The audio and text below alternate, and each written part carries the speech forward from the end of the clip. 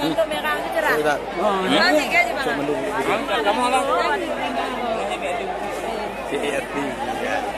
Mak ada ke ni? Ada. Ah, tu kat rumah mana kah? Apa dia dulu? Ah, ni kata saya goyang dah pun. Gila yang mendoa tadi pun, bagus bakal ni. Butuh kiri kanan ni bentuk.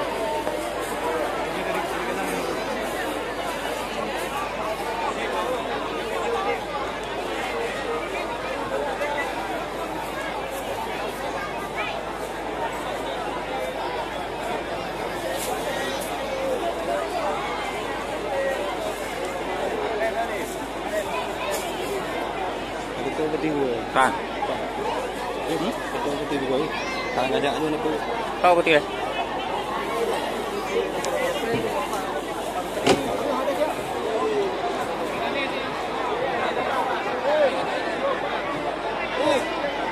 Hah? Pak, ada gua foto. Yang nanya ni juga. Ni tak tahu tinggal Pak noh.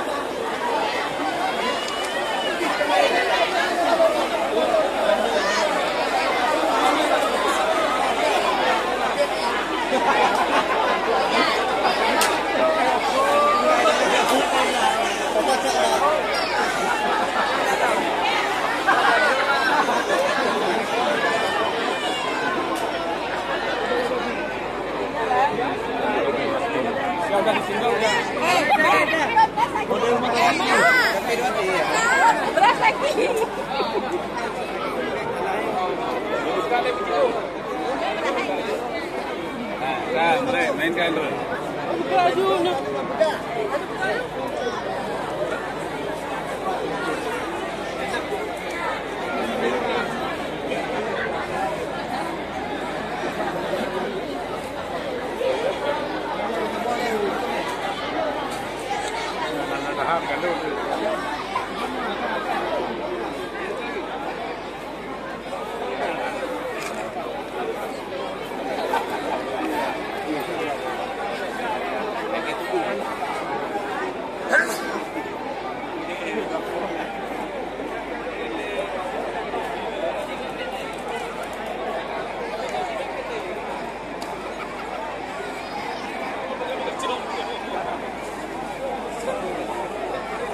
Dengan bagi bu.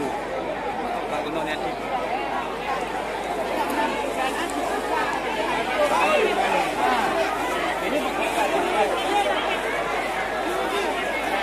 Masa mana yang bekas kan?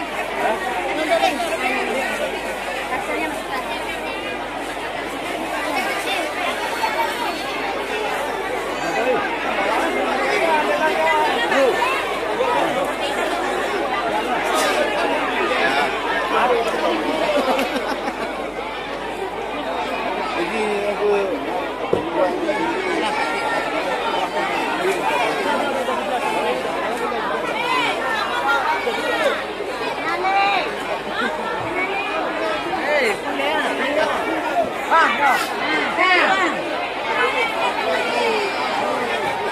Bapak Ibu hadirin yang berbahagia, langsung saja kita laksanakan penyerahan santunan kepada anak-anak yatim secara simbolik yang akan langsung diserahkan oleh Bapak Bupati Aceh Barat-Daya.